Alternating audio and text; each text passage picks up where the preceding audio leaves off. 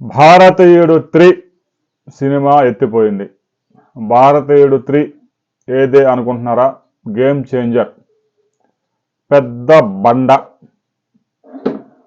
ఇప్పటికే ఈ సినిమా చూసిన వాళ్ళు జెన్యూన్ రివ్యూస్ ఇచ్చారు. సినిమా హాల్లో నుంచి బయటకు వచ్చిన వాడి ముఖంలో చుక్కనెత్తు లేదు. 2 సంవత్సరాలుగా చాలా కష్టపడ్డారు. 1000 కోట్ల బడ్జెట్ సినిమా అని చెప్పేసి దిల్ రాజు ఊరూరు తిరిగి ప్రచారం చేశాడు. అయితే ఈ సినిమాలో రామ్ చరణ్ మాత్రమే సినిమాని కొంతవరకు లాక్కొచ్చాడు. అన్ని క్యారెక్టర్లకే న్యాయం చేశాడు. ఒకవైపు స్టూడెంట్గా, రైతు నాయకుడిగా, ఐఏఎస్గా, ఐపీఎస్గా అన్ని క్యారెక్టర్లు చక్కగా చేశాడు. డ్యాన్స్ కూడా బాగా చేశాడని చెప్పేసి టాక్ వచ్చింది. అయితే రామ్ చరణ్కి తగిన సినిమా కాదు. ఎవరి కోసమో రాసుకొని ఎవరు దొరకకపోతే రామ్ చరణ్తో ఈ సినిమా తీసినట్టుగా ఉందని చాలామంది వ్యాఖ్యానిస్తున్నారు. ఫస్ట్ హాఫ్ అంతా పెద్ద బండ. సెకండ్ హాఫ్ స్టార్ట్ కాగానే మరో క్యారెక్టర్లో దూరిపోతాడు. ఆ క్యారెక్టర్ ఎందుకు వచ్చింది అనేది ఎక్కడ ఇంట్రడక్షన్ లేదు. శంకర్ సినిమా అంటే చాలా ఎక్స్పెక్టేషన్స్ ఉంటాయి. ఆ ఎక్స్పెక్టేషన్స్తో గనక సినిమాకి వెళితే పెద్ద బండే.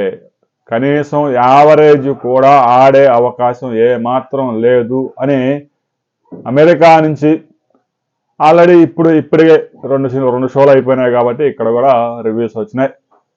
రేపటికల్లా ఈ సినిమా దాదాపుగా ఓం నమః శివాయ. మీరు గనక ఈ సినిమా చూస్తే సినిమా ఎలా ఉంది అనే విషయాన్ని మాత్రం కామెంట్ చేయండి. రివ్యూస్ అయితే రామ్ చరణ్ బాగా చేశాడు, శంకర్ నాశనం చేశాడు. రకరకాల క్యారెక్టర్లు పెట్టాడు. ఎక్కడ దేనికి ఏది సంబంధం లేదు. ముఖ్యమంత్రి కన్నా కూడా ఐఏఎస్ పవర్ఫుల్ అని చెప్పాలనుకున్నాడు. కానీ రాజ్యాంగం ప్రకారం ముఖ్యమంత్రే, ఐఏఎస్. ఒక ముఖ్యమంత్రి దగ్గర 150 నుంచి 250 మంది దాకా ఐఏఎస్లు, ఐపీఎస్లు పనిచేస్తూ ఉంటారు. ఐఏఎస్ నా ఇష్టం వచ్చినట్టు చేస్తానంటే ముఖ్యమంత్రి ఊరుకోడు.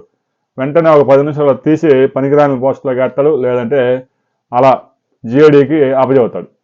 అది కాకుండా ఆ లాజిక్ అయితే ఇక్కడ సినిమాలో పనిచేయదు కాబట్టి నేను ఐఏఎస్, ఐపీఎస్, నువ్వు మాత్రం ఉండేది 5 సంవత్సరాలు ఉంటావో ఉండవో తెలియదు, కానీ నేను మాత్రం చచ్చిపోయే వరకు ఐఏఎస్ అంటాడు. వాడు చచ్చిపోయే వరకు ఐఏఎస్ సెట్ అవుతాడు. మరి నాకైతే అర్థం కాదు. రిటైర్మెంట్ కాగానే వాడిని ఎవడు క్లర్క్ కూడా పట్టించుకోడు సహజంగా.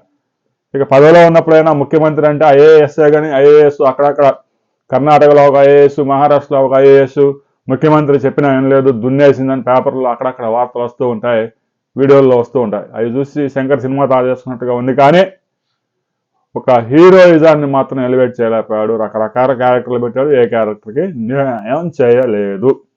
సినిమా మీద మీ అభిప్రాయాలు తెలియజేయండి. హీరో గురించి అయితే ఎక్కడ నెగిటివ్ లేదు. చక్కగా చేశాడు, కష్టపడ్డాడు.